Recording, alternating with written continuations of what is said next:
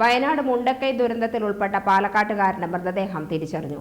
ദുരന്തഭൂമിയിൽ നിന്നും കണ്ടെടുത്ത മൃതദേഹം DNA പരിശോധനയിലാണ് നെമ്മാറ സ്വദേശിയുടേതെന്ന് സ്ഥിരീകരിച്ചത്. മുണ്ടക്കൈ ദുരന്തം നടന്ന സമയത്ത് സംഭവസ്ഥലത്തുണ്ടായിരുന്ന പോത്തുണ്ടി സ്വദേശി ജസ്റ്റിൻ തോമസ് ഉരുൾപൊട്ടലിനിരയായെന്ന സംശയത്തിൽ കുടുംബം വയനാട്ടിലെത്തിയിരുന്നു. മുണ്ടക്കൈയിലുള്ള ബന്ധുവിന്റെ വീട്ടിൽ വിരുന്നുപോയ ജസ്റ്റിന്റെ മൃതദേഹം 2 ദിവസം മുൻപാണ് കണ്ടെടുത്തത്. DNA പരിശോധനയിലൂടെയാണ് മൃതദേഹം ജസ്റ്റിന്റേതാണെന്ന് സ്ഥിരീകരിച്ചത്.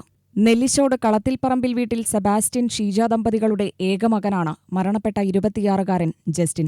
തിങ്കളാഴ്ച രാത്രി 12 മണിവരെ അമ്മയുമായി ജസ്റ്റിൻ സംസാരിച്ചിരുന്നു. ദുരന്ത വിവരമറിഞ്ഞ് ജസ്റ്റിനെ ബന്ധപ്പെടാൻ ശ്രമിച്ചപ്പോൾ സാധിക്കാതെ വന്നതോടെയാണ് ജസ്റ്റിന് അപകടം സംഭവിച്ചു കാണുമോയെന്ന് കുടുംബം സംശയം പ്രകടിപ്പിച്ചത്. കോയമ്പത്തൂരിൽ മെക്കാനിക്കൽ വിദ്യാർത്ഥിയായ ജസ്റ്റിൻ വയനാട്ടിലെ അമ്മയുടെ അനിയത്തിയുടെ വീട്ടിലെത്തിയ സമയത്താണ് ദുരന്തമുണ്ടായത്.